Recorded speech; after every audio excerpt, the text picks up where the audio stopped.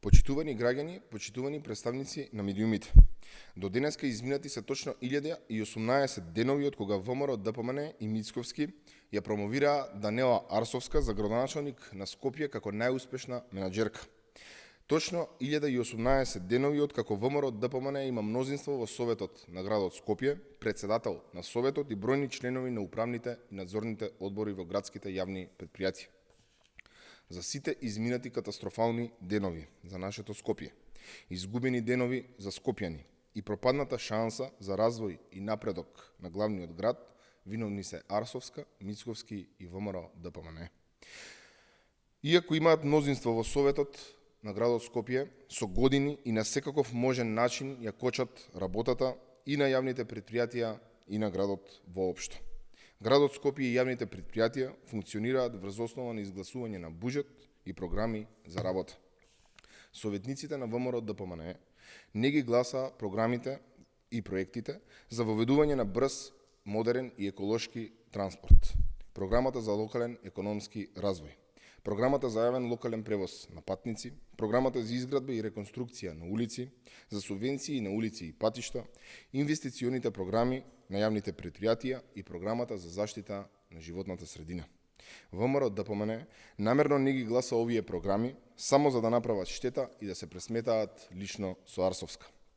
Заедно со неспособноста на Арсовска, ДПМН го турна нашиот главен град во пропаст.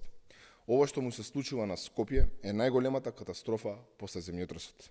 Градот никогаш не бил понечист. Полне со ѓубре, град со јавни предпријатија на раб на колапс.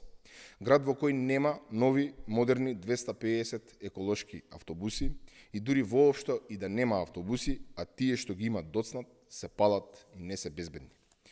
Се уште не може да се поврзат двата моста, изградени со пари добиени од ТАФ програмата, мостот Генерал Михајло Апостолски во аеродром и мостот Љубљанска во Карпаш. Има неисчистени диви депонии, нереализирани 5 мегапаркови, непостоење на нов, модерен луна парк, најголем на овие простори како што беше најавувано. Ниту еден капитален проект не е реализиран, ниту пак нешто е направено. Загубени денови, загубени години за Скопје кои граѓаните не ги заслужуваат. После целиот хаос што го создаде во Скопје, вчера слушаме дека на Мицковски и ВМРО, ДПМН им текна на градот Скопје. Па уште се обидуваат да се прикажат како спасители на градот кои ете ќе ги решеле проблемите. Доцна е. Кастите 1018 денови. На 400 дена пред локалните избори, ова не е ништо друго освен обид за перење на сопствената вина за она што душмански му го направија на Скопје.